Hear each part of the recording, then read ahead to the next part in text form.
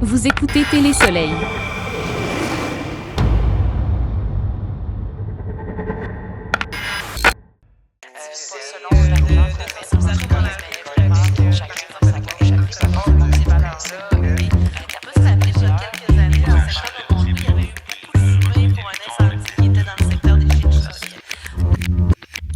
Aujourd'hui, nous recevons Monsieur Stéphane Sainte-Croix, député de Gaspé, pour discuter de son bilan de mi-mandat, de ses réalisations majeures et des défis à venir pour la région. Et voilà, on a présenté là, dans les dernières semaines notre bilan de mi-mandat. Donc, on est déjà à mi-chemin là, de notre mandat qui prendra fin là, à l'automne 2026. Ça nous a permis là, de faire état de nos réalisations. Vous dire qu'on en est bien fiers. Dans le fond, ça a été 2 années de travail bien occupées, 2 années de travail aussi avec des mandats importants, des mandats structurants pour la région. Et puis, il y a différents secteurs là, d'activité, secteurs économiques là, qui ont occupé précisément là, nos efforts et nos actions. On peut parler de tourisme, de culture, de patrimoine. On a aussi fait état de réalisations en santé. On a aussi parlé, bien évidemment, de nos aînés, qui est une particularité là, de notre région avec le vieillissement de la population, l'aspect démographique qui s'y rattache. On a parlé d'éducation, bien évidemment, de transport. Bref, on a fait un tour de roue quand même assez complet de nos réalisations des 24, 25, 26 derniers mois, disons ça comme cela.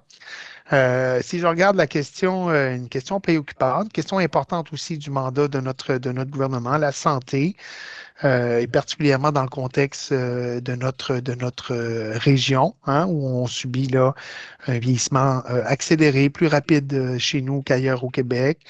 Je suis très fier, moi, de ce qu'on a réalisé au niveau de l'urgence de Sainte-Anne-des-Monts.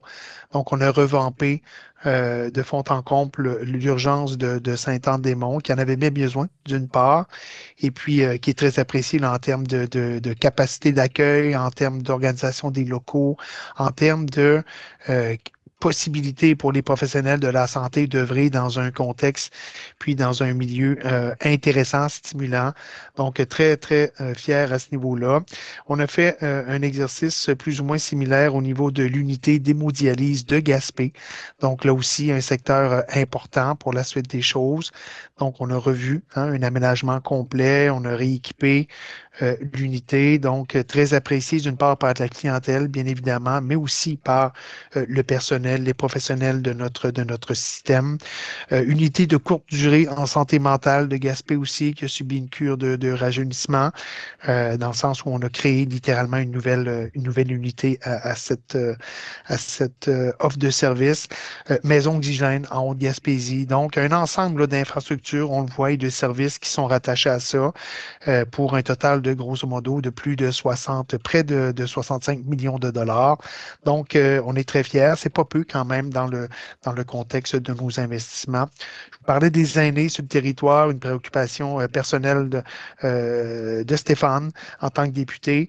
Bien évidemment, la question des maisons des aînés, un concept qu'on a développé et pour lequel M. Legault a une très grande fierté, très grand attachement pour ce réseau-là qui se développe partout au Québec. Rivière-au-Nord, donc Maison des aînés et alternative de l'endroit. Quelque chose d'apprécié, quelque chose d'attendu aussi. Donc, on est très fiers à ce niveau-là. Nous, on supporte nos FADOC sur l'ensemble du territoire gaspésien. Donc, là aussi, hein, la qualité de vie, faire bouger notre monde, développer des activités sociales, communautaires, culturelles. Donc, on est très fiers là, d'accompagner à ce niveau-là. Je vous parlais de tourisme, de culture, de patrimoine, un segment important de notre économie, différents événements supportés à la hauteur, là, quand je regarde l'ensemble du secteur, plus de 55 millions d'investis à travers le secteur d'activité touristique, culturelle et patrimoniale. L'événementiel, festival en chanson de Petite-Vallée, musique du bout du monde, festiplage de Cap d'Espoir, les Perséides sur Percé. Au niveau patrimoine, église Saint-François-Xavier de Grande-Vallée, donc une restauration d'une église citée là, au niveau du patrimoine québécois. le théâtre de la Vieille Forge, hein, tout nouveau en finalisation là, de chantier, le centre communautaire Griffon, donc la reconversion d'une église en centre communautaire, un projet très apprécié, un projet très structurant aussi pour la communauté. Le manoir Le Boutier, donc offert une beauté au manoir, un symbole là, connu, reconnu des pêches de l'histoire des pêches en Gaspésie, particulièrement sur le secteur de la côte de Gaspé. Donc, un ouvrage important qui demande aussi des travaux très spécialisés là, en termes patrimonial. Donc, je pourrais vous en faire une liste encore bien longue. Bien évidemment, la Villa Frédéric James, un joyau du patrimoine architectural québécois, un projet d'envergure, plus de 25 millions de dollars qui a été consacré à la mise à niveau, le déplacement, la consolidation et la restauration complète de la Villa Frédéric James. Très fier de cette réalisation-là. En tourisme, Exploramer, donc un projet important au niveau de la communauté. Station de mer, de montagne-sur-mer, pardon, de Mont-Saint-Pierre, donc la mise en valeur de la montagne, l'intégration avec le noyau villageois, le développement d'une programmation, de services au niveau d'accessibilité de la montagne, donc quelque chose qui était dans l'air à Saint-Anne-des-Monts, ma foi, depuis près d'une vingtaine d'années, là, que les gens réfléchissaient, travaillaient à développer ce projet. Donc, c'est réalisé. On est très fiers de tout ça. Musée de la Gaspésie qui continue d'avancer, qui continue de développer sa programmation.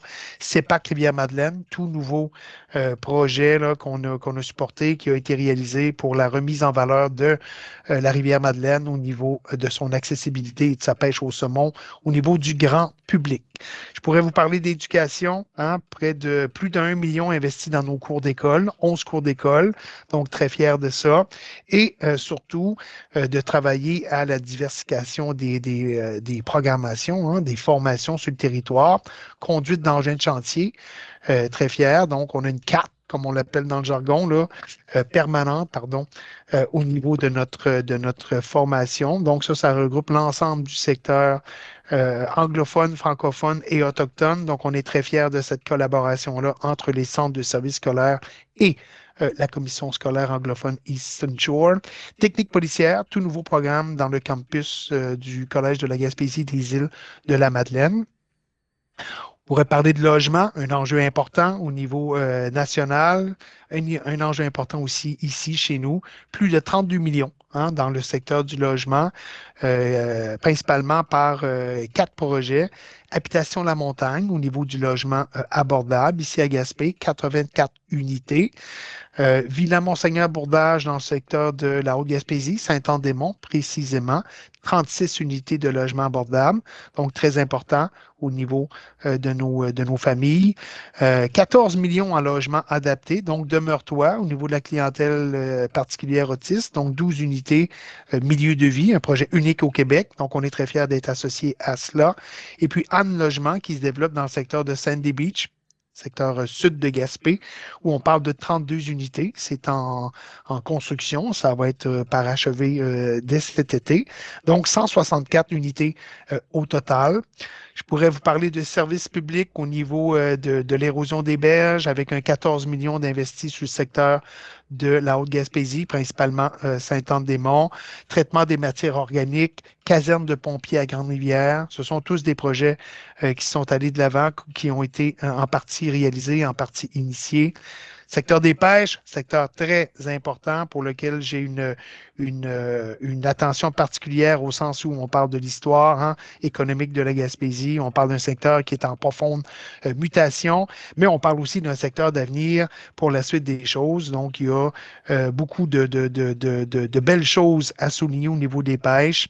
Et puis, on accompagne d'une part notre industrie, nos industries, dans l'adaptation, dans la transformation, dans la modernisation, la robotisation, donc l'innovation, en gros, sur le secteur des pêches. On investit massivement dans le hub d'innovation de Mérinov à Grande-Rivière.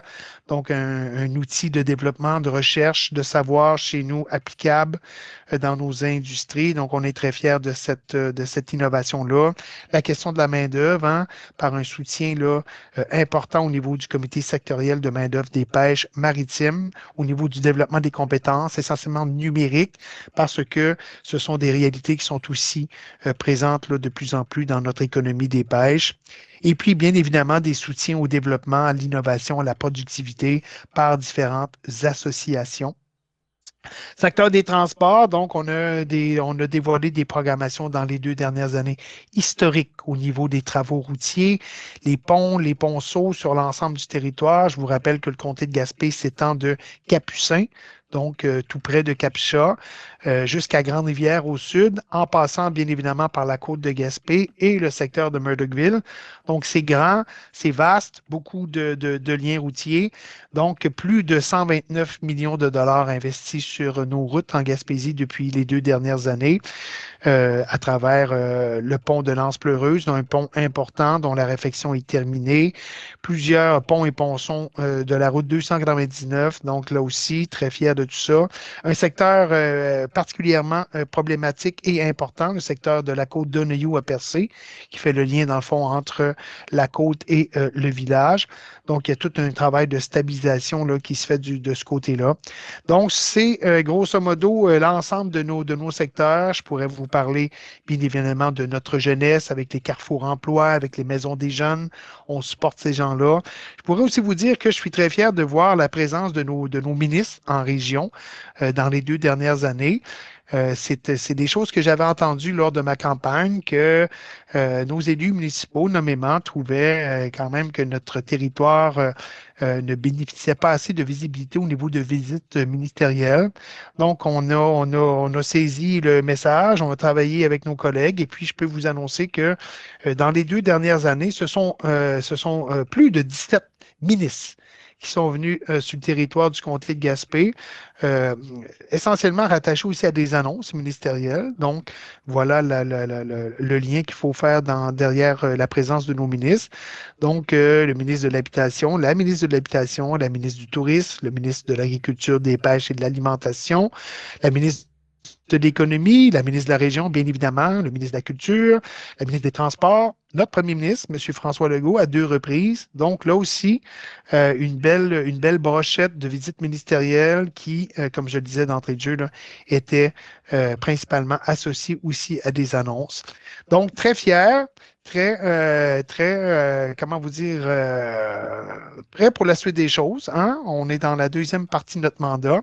Puis, peut-être pour finir sur le bilan, une fierté particulière, ben, quand je regarde le déroulement, là, puis la finalité de notre enjeu au niveau de la carte électorale, hein, de protéger notre comté en termes de représentativité à l'Assemblée nationale, ben, bien évidemment, j'ai une fierté particulière pour le dossier de la carte électorale. Donc, je vous rappelle qu'on a, par une loi, on a mis fin aux travaux de révision de la carte dans l'optique de revoir la totalité du processus en termes de critères à retenir. Et puis, ben, on devrait là, être en mesure de s'assurer du maintien de la carte telle qu'on la connaît pour l'élection de 2026. Donc, je suis très fier d'avoir participé, contribué au maintien de notre comté qui était menacé par les règles de révision de la carte électorale là, d'être supprimée, de disparaître. Donc, voilà, je suis très fier de tout ça. Fait que grosso modo, en termes de bilan, ça pourrait ressembler à cela. En tout cas, merci pour ce survol. J'avais quand même quelques questions par rapport aux défis justement actuels et les perspectives futures. Oui. Je me demandais, je vais prendre peut-être 3 points plus importants parce que dernièrement j'ai fait des entrevues beaucoup avec ces sujets-là. Le chemin de fer, dernièrement il y avait la coalition du retour du train qui parlait d'essayer de faire quelque chose avant que ça soit fait jusqu'à Gaspé. C'est quoi votre position là-dessus? Je vous dirais qu'on se concentre, toutes les énergies du côté gouvernemental là, sont vraiment consacrées à la réalisation de notre mandat au niveau de la réhabilitation du chemin de fer. Donc, beaucoup d'efforts, beaucoup de travail, beaucoup d'enjeux hein, en termes de fournisseurs de services, en termes d'échéanciers, en termes de budget. Donc, On est à finaliser, dans le fond, le dernier tronçon numéro 3, qui relie essentiellement euh, Gaspé sur Port-Daniel. Donc, un tronçon aussi qui demande des investissements là, majeurs, plus de 500 millions de dollars. Donc, ça, c'est l'objectif premier parce qu'on peut imaginer bien des scénarios au niveau du retour du système de transport ferroviaire. Encore faut-il s'assurer que le rail et ses nombreuses infrastructures-là soient au rendez-vous. Donc, ça, c'est notre enjeu numéro un. On y travaille à tous les jours. Ça va très bien. Et puis, on aura là, une rencontre de travail d'ici la fin du mois avec le comité de suivi là, du chemin de fer de la Gaspésie pour s'assurer que tout est sur les rails, si vous me permettez l'expression, pour la suite des choses.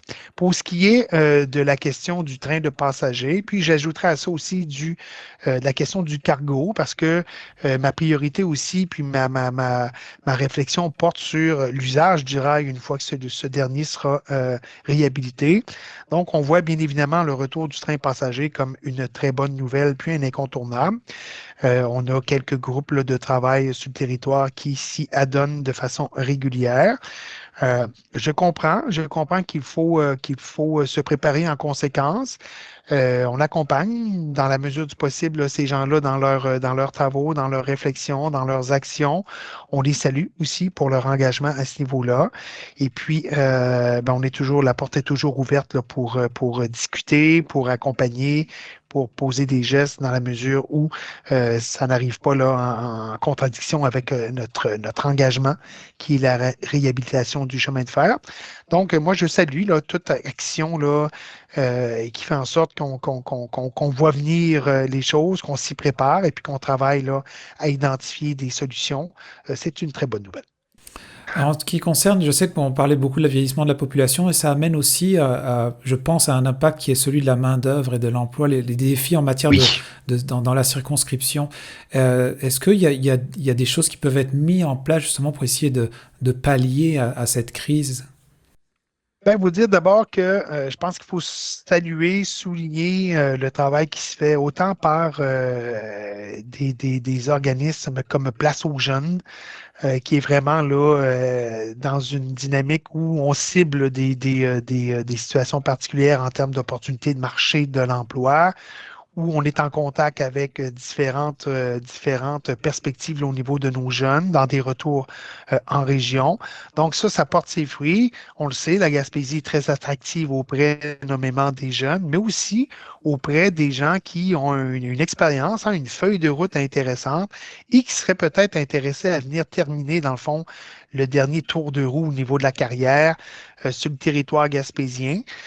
Donc, c'est vrai en santé, c'est vrai en éducation, c'est vrai aussi au niveau de d'autres types de secteurs économiques de notre région. Euh, il faut demeurer proactif dans cette dynamique-là. Il faut s'assurer aussi que la question de l'offre de services publics, des missions de l'État, donc la question du logement est en lien avec le retour de nos gens, tant nos jeunes que de nos moins jeunes, disons ça comme ça, de nos gens d'expérience. La question aussi de nos capacités au niveau de nos écoles de recevoir, d'accueillir potentiellement des nouvelles familles, d'être capable aussi de, bien évidemment, constituer des classes et puis avoir des professionnels de l'enseignement. Ça, c'est un enjeu, donc il ne faut pas baisser les bras à ce niveau-là. Bien évidemment, le système de santé aussi qui est impacté d'une façon ou d'une autre, les garderies au niveau des nouvelles familles. Donc, on voit que c'est une chaîne, hein, c'est une chaîne qui est interreliée. Chaque maillon est important. Donc, il faut avoir une bonne vision globale de l'ensemble des enjeux. C'est ce qu'on travaille avec nos partenaires au niveau du logement, au niveau des services de garde, au niveau du marché du travail aussi. Donc, il y a là une belle concertation dans le milieu, il y a là une belle lecture globale aussi de nos enjeux.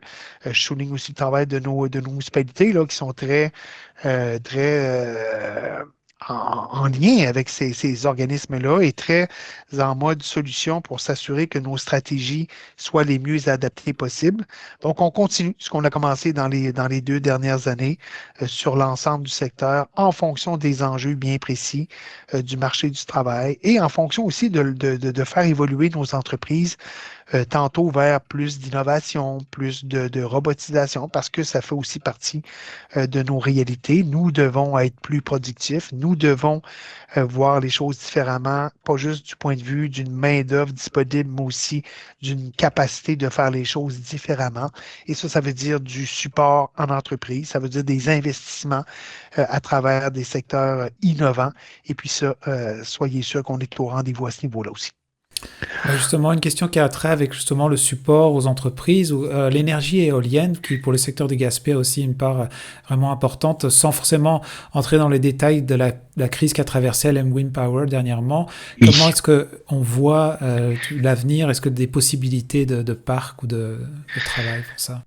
Ben, comme vous le dites, sans nécessairement revenir sur une période plus difficile, on comprend que avec les récentes perspectives là, annoncées tant par Hydro-Québec que par le gouvernement du Québec au niveau des chantiers énergétiques à mettre en place sur l'ensemble du territoire québécois, plus que jamais, les choses sont prévisibles au niveau de nos besoins, au niveau de nos dans le temps et dans l'espace, comment on peut imaginer mettre à profit chacune de nos composantes là, en termes d'énergie verte, pardonnez-moi, tant au niveau hydroélectrique qu'éolien et ultimement solaire aussi, parce que je suis convaincu qu'il y a des gains à faire à ce niveau-là à moyen et long terme. On va parler de solaire aussi sur l'ensemble du territoire québécois. L'idée, c'est de rendre les choses les plus envisageables possibles, les plus réalistes possibles. Donc, on est en lien, là, quand je dis on, la filière gouvernementale, au niveau de l'économie, de l'innovation, au niveau d'Hydro-Québec, est en lien avec les acteurs de la filière. L'Alliance de l'énergie de l'Est fait un beau travail aussi en termes de concertation, de fédération des acteurs à ce niveau-là. C'est très important. Donc, on souligne ce travail-là aussi. Et on voit des opportunités qui se présentent. On voit aussi que les choses deviennent de plus en plus concrètes au niveau de notre investissement à l'Est. Sur le territoire pour faire en sorte d'augmenter la capacité de distribution, de transport d'électricité. Ça va avoir un impact à moyen terme et long terme sur le goulon d'étranglement du secteur de la Gaspésie. Donc, on a annoncé des investissements majeurs dans le BSL qui vont permettre à la Gaspésie d'être dans une deuxième phase, de venir augmenter sa capacité de transport énergétique. Nous sommes au début là, prochainement du renouvellement de nos parcs sur l'ensemble de la péninsule. On se rappellera que le berceau éolien au Québec, on le doit à la Gaspésie. Donc là, on arrive à la fin de vie de nos parcs. Donc, il y a des investissements importants à faire là aussi. Et quand on regarde l'ensemble de la demande potentielle de nos chantiers pour atteindre nos objectifs, on parle pratiquement de doubler la production d'Hydro-Québec à l'intérieur des 25-30 prochaines années. C'est quand même pas rien. Ce sera assurément le plus gros chantier économique de l'histoire du Québec. Donc, il y a là, je pense, suffisamment d'intrants et puis de perspectives intéressantes pour nos entrepreneurs, nos filières, nos acteurs au niveau industriel, d'une part pour s'intéresser à ce qu'on propose et de s'organiser en conséquence. Donc, on est là pour les accompagner à travers différents programmes, différents ministères. Ces gens-là sont bien connectés ensemble, si vous me permettez l'expression. Et puis, ben voilà, moi, j'ai de grandes ambitions pour la Gaspésie au niveau énergétique. Je crois sincèrement à notre capacité d'être au rendez-vous en toute l'expertise qu'on a développée ici dans les 20-25 dernières années. On va mettre ça à profit. Et puis, je suis pas inquiet là, pour la suite des choses, malgré les enjeux au niveau de l'échéancier, malgré le fait que, bon, je vous cacherai pas aussi que ce qui se passe à la frontière du sud canadienne est préoccupante, mais on y travaille, on est fin prêt là, pour amorcer ces chantiers-là dans les années à venir. Donc, on est très sensible d'une part, aussi très confiant. Je voulais terminer avec cette question-là qui avait un volet un peu plus international justement, avec quelques annonces qu'on a déjà entendues du futur président des États-Unis justement, qui pouvaient peut-être avoir un impact sur des produits à l'exportation, et la Gaspésie quand même au niveau de la foresterie, de ses pêches et même de son énergie et dont l'éolien pourrait avoir un certain impact. Est-ce que vous êtes un peu en train de travailler un peu dans ce sens-là, ou comment est-ce qu'on se prépare, est-ce qu'on doit se préparer à quelque chose qui pourrait modifier un petit peu notre économie? Ben, je pense que c'est important que vos auditeurs et auditrices comprennent que le gouvernement du Québec a créé là, une cellule dans la dernière année pour se préparer au niveau de l'arrivée potentielle et depuis officielle là, de M. Trump à la tête des États-Unis. Donc, l'ensemble là, des ministères, tantôt économiques, tantôt de ressources naturelles, l'exportation, l'innovation, la main-d'œuvre, sont en situation de cellule et on travaille différents scénarios. On regarde les possibilités du côté du gouvernement du Québec. On regarde en termes de stratégie comment on va devoir travailler ces éléments-là. Il y a une dialogue, une concertation avec l'ensemble des provinces canadiennes, ce qui est nécessaire, je pense. Notre côté, il faut faire front commun devant cette menace économique, tarifaire. Et puis, ben, on est, oui, depuis peu, là, en situation un petit peu plus vulnérable depuis l'annonce du départ de Monsieur le Premier ministre Trudeau, mais ça ne nous empêche pas, dans le fond, de serrer les coudes, de travailler et aussi d'être proactif. Moi, je pense que la clé du succès est là. Il faut être proactif sur les différentes stratégies à mettre en place. Et puis, c'est ce que le gouvernement du Québec fait depuis une année maintenant. Et puis concrètement, bien, ce que ça veut dire aussi chez nous, c'est à l'intérieur des ressources naturelles. Donc, la forêt est un secteur susceptible d'être touché par de telles mesures. La question de l'énergie, vous l'avez mentionné, là aussi, c'est préoccupant. La question de nos produits marins, essentiellement le crabe des neiges, qui est une espèce quand même qui bénéficie beaucoup là, de l'ouverture du marché américain. Donc, c'est des éléments importants. C'est des éléments qui forcent aussi la réflexion. Et ultimement, je pense que on va trouver hein, des moyens, des solutions. Et puis, au final, l'industrie, nos industries, le gouvernement du Québec, l'ensemble de l'économie va sortir plus forte parce que quelque part, cette année de crise aussi, souvent qu'on revoit des éléments structurants de notre économie. Puis c'est ce qu'on souhaite et c'est ce qu'on va essayer de faire devant la menace des tarifaires de M. Trump. Mais on y travaille et puis on est confiant là, d'arriver à des solutions les plus gagnantes possibles de part et d'autre de la frontière.